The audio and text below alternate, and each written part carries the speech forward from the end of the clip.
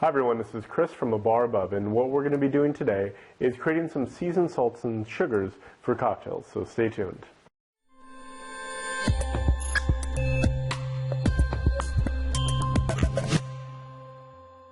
So creating seasoned salts and sugar is extremely easy, and you can make it as easy or as difficult as you want to do it, but we're going to show you the easiest possible way here.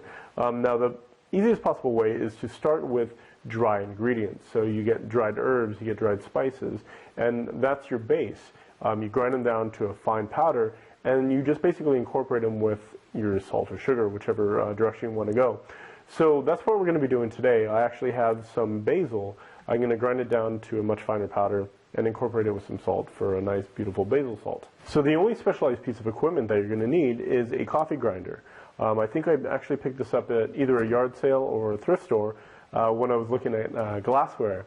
But all I did was clean it out really well, and that's all it needed. And for a couple of bucks, I have a dedicated spice grinder that I don't need to wipe out and wash out every time I want to make coffee. So maybe next time you're at the thrift store looking at glassware, you might want to keep an eye out for a coffee grinder. So all we're going to do is add our dried ingredients to this, fire it up, get the particle size really, really small, and basically incorporate it with our salt and sugar. So that's what we're going to do now.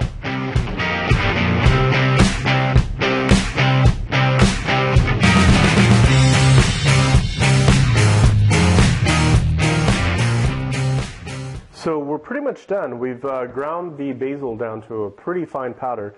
It's much smaller than the granule size for kosher salt, and the only thing left to do is incorporate the two ingredients together. Now the beautiful thing about seasoned salts and sugars is they're not strictly for cocktail use.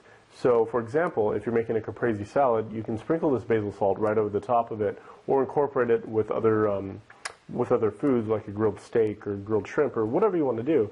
It has many different uses for it. And the same thing applies for seasoned sugars as well. It's the same process, and you can cross-utilize them both in your cocktails and in possibly your dessert program as well.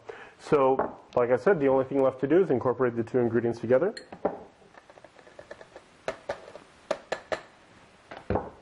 And give it a good shake.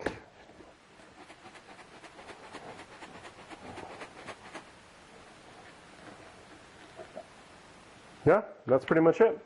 So we have some beautiful basil salt that we can use for both cocktails and for food.